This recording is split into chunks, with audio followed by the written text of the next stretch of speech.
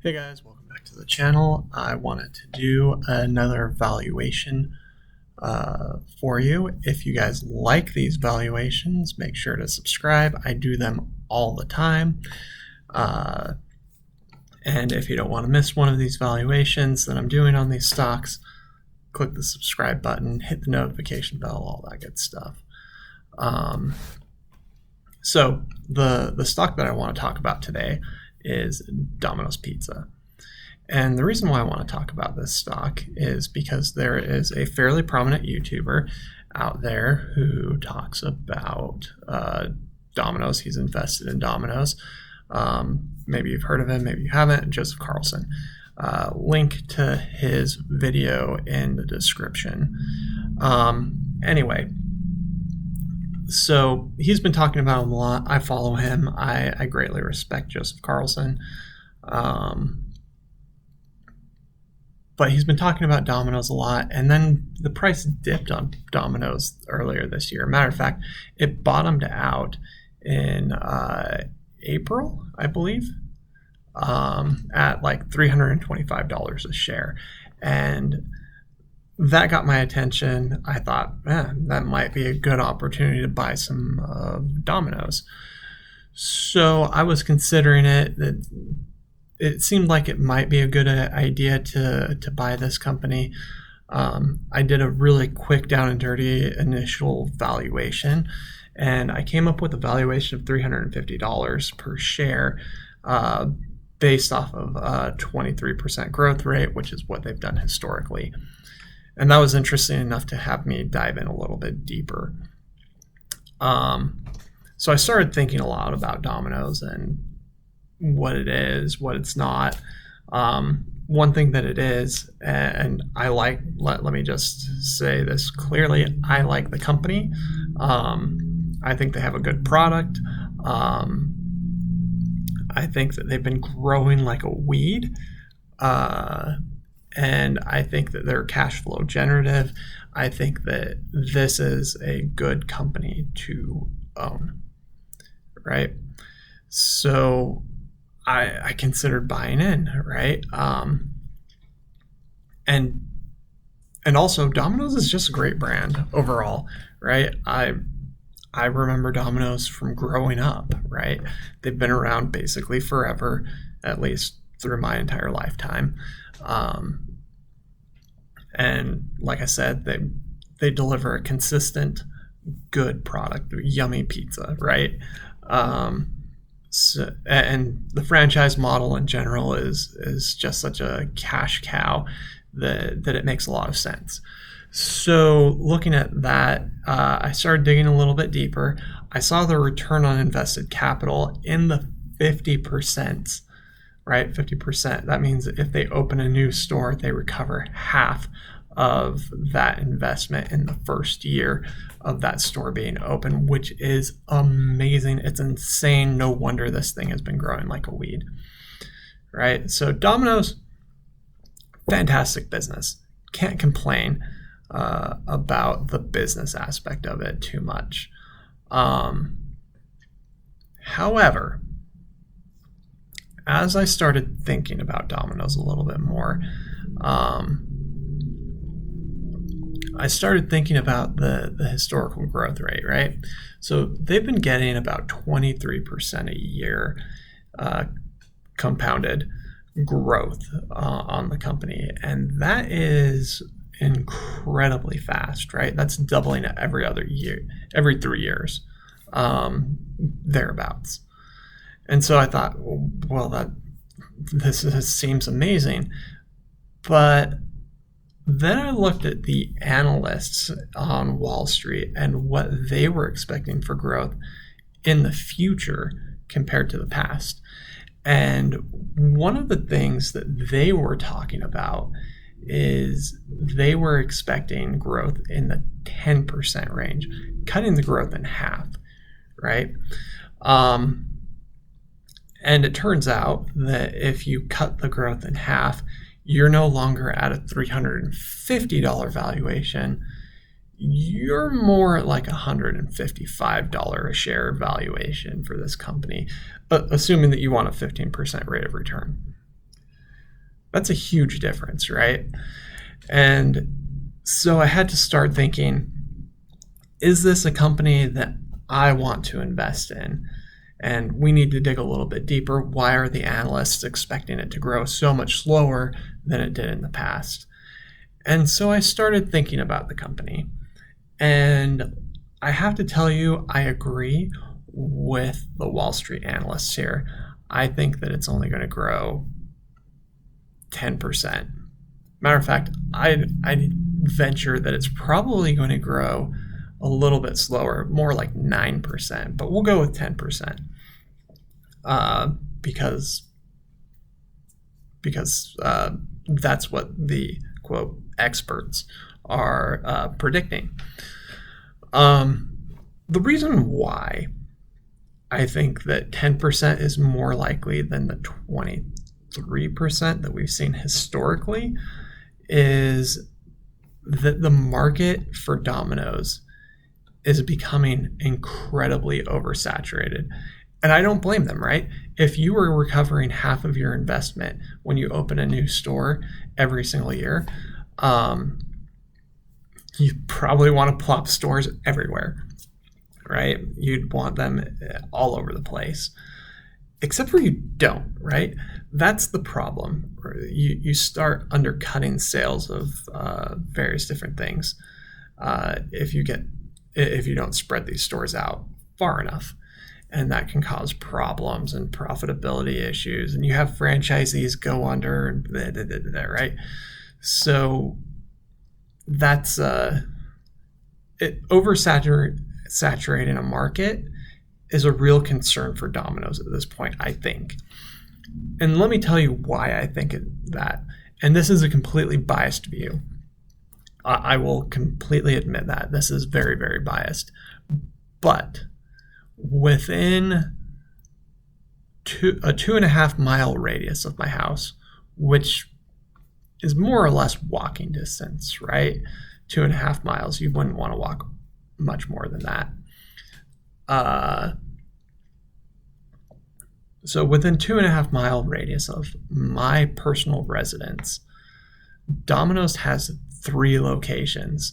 I have one location a mile to the north of me. I have another location a mile to the south of me, and I have a location 2.5 miles to the east of me.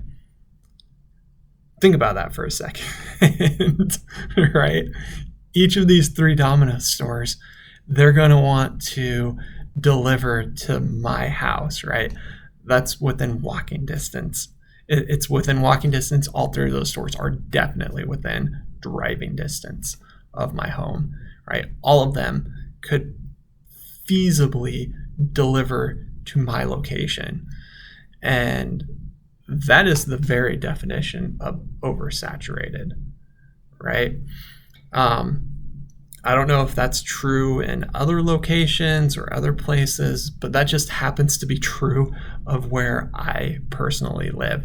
Now, I don't know if those franchises are all owned by the same individual, if they're owned by different people, but I have 3 Domino's locations, 3 within 2.5 miles of my house, right?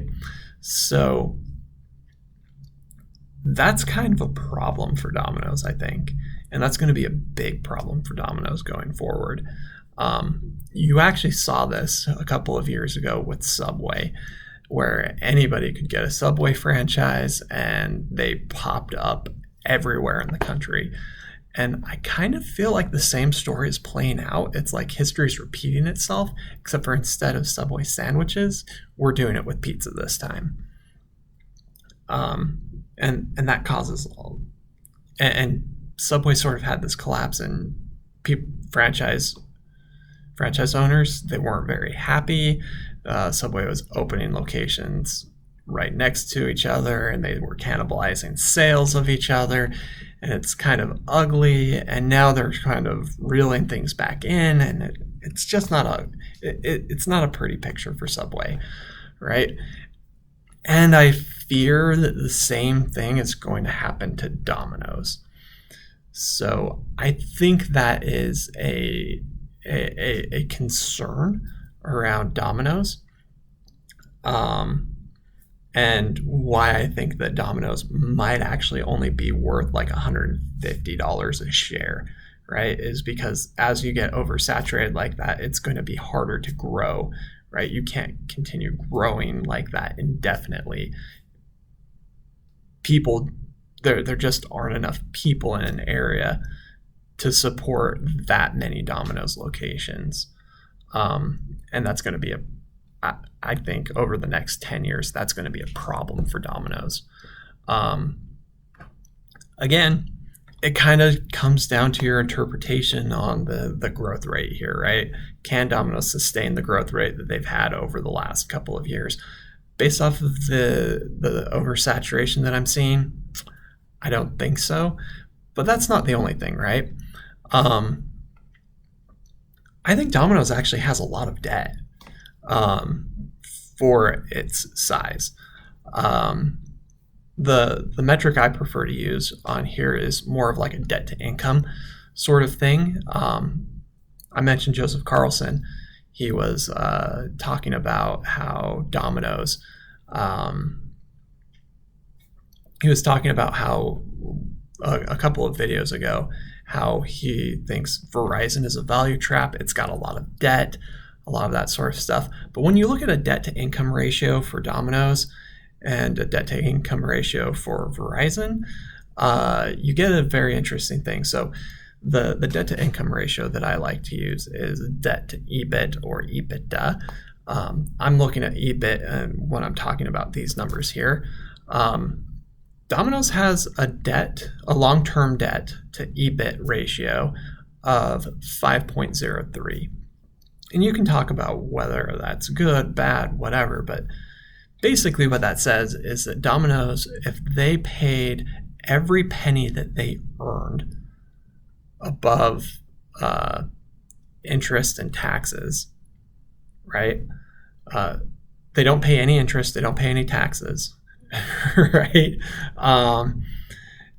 And they just devote everything to paying off debt. It's going to take them 5 years, right? Comparing that to that same metric to Verizon, they've got a long-term debt to EBIT ratio of 3.74. Now, you can argue that that is still way too high, which is fine. We can have that argument, whatever, right? I'm just using this as a comparison, right? If you're saying that Verizon has too much debt, Domino's has more on a relative basis relative to income. And I think that's a problem for Domino's going forward. And I think that they're going to have some issues with continuing to pump out stores. They're taking on a lot of debt to do that. And that's going to be a drag on their earnings, and it's going to be a drag on their growth. And I think that you're going to feel that. And so those two things combined sort of make me think that Domino's growth rate is going to slow down dramatically over the next 10 years. They had incredible growth over the last 10 years, but I think that we've missed it. That's just my opinion, right? So let's talk brass tacks. What are my thoughts here? I actually think that Domino's is an okay investment, right? Especially if you believe that they're able to sustain their growth that they've had over the last 10 years, and you think that they're going to continue growing like that over the next 10 years. I think that it's probably a pretty decent investment, right? My discounted cash flow models are saying that if you think that 23% is going to continue, and that, that's sort of the past is indicative of the future here, that this company is worth $350 a share. When you were buying at $325-ish range, it's a great investment if you believe that, right? The fact that it has such a high return on invested capital, look, it's going to be a great investment, right? If they maintain those types of returns, it's going to be a great investment. Period. But you have to assume that growth rate is going to be sustained to justify the price today, right?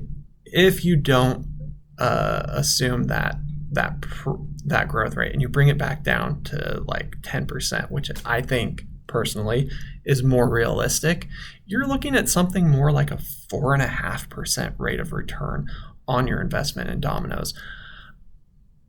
Again, yeah, it all comes down to your beliefs here. If you believe that that's a good deal, that the growth is going to continue, 4.5% turns into 13%, right? So you just sort of have to weigh these things in your mind. Again, I personally think it's a 10% growth from here for the next decade or so. Could I be wrong? Sure, absolutely. Do I think I'm wrong? No, I don't. I think that a more likely scenario is that 10%, assuming that you want a 15%-ish rate of return on your investments. That means you should be looking at buying Domino's in the $150 range, not the $350 range. So that's just my take on Domino's. Take it for what it's worth. Things can change as information on the ground changes. But credit where credit's due. Domino's does seem to be holding up pretty well against the S&P 500. So take that for what it's worth, right? My opinions could be wrong. Apparently the market agrees with the 23% historical rate at the moment. So let's just, me personally, I'm going to sit back and see how it plays out. But if you want to invest in Domino's, I kind of see it as more of a high risk play. That's my opinion. And until next time, stay rational, my friends.